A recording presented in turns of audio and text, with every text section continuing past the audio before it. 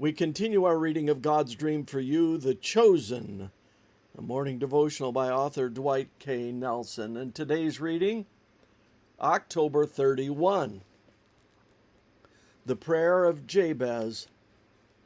And Jabez called on the God of Israel, saying, "Oh, that you would bless me indeed, and enlarge my territory, that your hand would be with me, and that you would keep me from evil, that I may not cause pain." So God granted him what he requested. 1 Chronicles 4:10.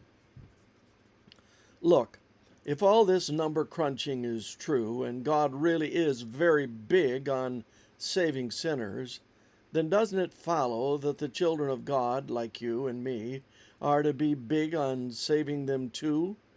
Isn't that what the mobilization of the chosen is all about?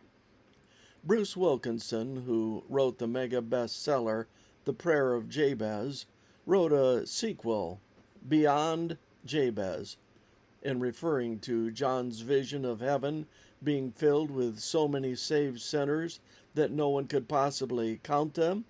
Wilkinson makes this stirring appeal. Quote, "God has shown us how our story ends, with countless people from every nation on earth crying out joyfully to God." Revelation 7, 9 and 10. What part of that throng will be there because of you? What part of God's dream is linked to your destiny? End quote. Page 108. The truth is, you have a destiny, and God has a dream. And the great object of life is to align our destinies with His dream.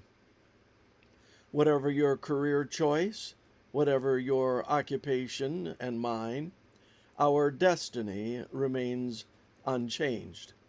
Wilkinson goes on, "Just think what a difference you could make in many, many lives if you were to pray passionately and faithfully for enlarged territory from God, for God. Imagine the miraculous, divine partnership that will grow out of your plea.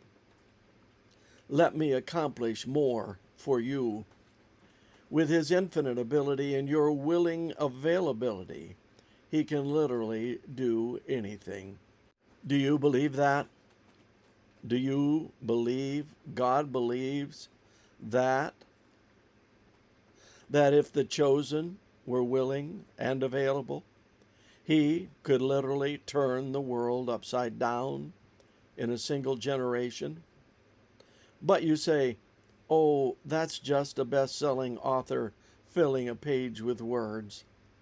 Consider then this solitary line from the Desire of Ages, quote, "There is no limit to the usefulness of one who, by putting self aside, makes room for the working of the Holy Spirit upon his heart, and lives a life wholly consecrated to God." Page 250 and 251. Do you believe that? Enough to act on it?